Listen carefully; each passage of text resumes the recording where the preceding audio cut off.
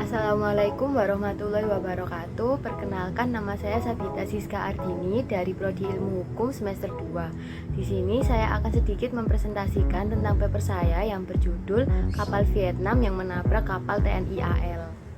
Indonesia memiliki posisi yang strategis yang berada di antara dua benua, yaitu benua Asia dan benua Australia, serta berada di antara dua samudra, yaitu Samudra Pasifik dan Samudra Hindia.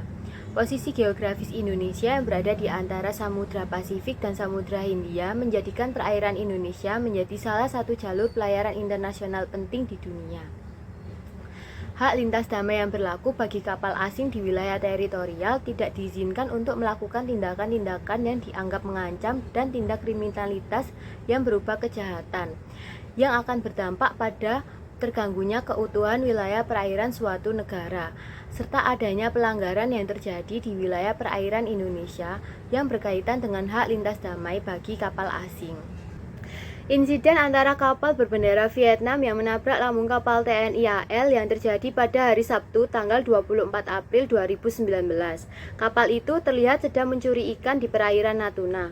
Kapal ikan tersebut dikawal oleh kapal pengawas perikanan Vietnam. Kapal pengawas berbendera Vietnam itu memprovokasi hingga menabrakkan diri ke kapal TNI AL. Bukan hanya menabrak kapal TNI AL, kapal pengawas berbendera Vietnam itu juga dengan sengaja menabrak kapal ilegal bernomor lambung BD979. Akibatnya kapal ikan ilegal itu bocor dan tenggelam. Prajurit TNI AL menahan diri dari upaya provokasi yang dilakukan oleh kapal pengawas berbendera Vietnam itu. Hukum internasional yang dilanggar ialah International Regulation for Preventing Collisions at Sea atau Peraturan Internasional untuk Mencegah Tabrakan di Laut, dan International Convention for the Safety of Life at Sea atau Konvensi Internasional untuk Keselamatan Kehidupan di Laut. Konvensi Perserikatan Bangsa-Bangsa tentang Hukum Laut sudah mengharuskan pembuatan peraturan sementara untuk wilayah perairan yang belum disepakati batas ZEE-nya. Peraturan sementara itu digunakan untuk mencegah konflik antar pihak. Kementerian Luar Negeri secara resmi sudah menyampaikan protesnya dengan memanggil pejabat kedubes Vietnam akibat insiden kapal Vietnam yang menabrak kapal TNI AL. Terlebih dengan kapal pengawas perikanan Vietnam juga memprovokasi kapal TNI AL karena telah menangkap kapal Vietnam BD979 yang sedang melakukan penangkapan ikan secara ilegal di perairan Natuna.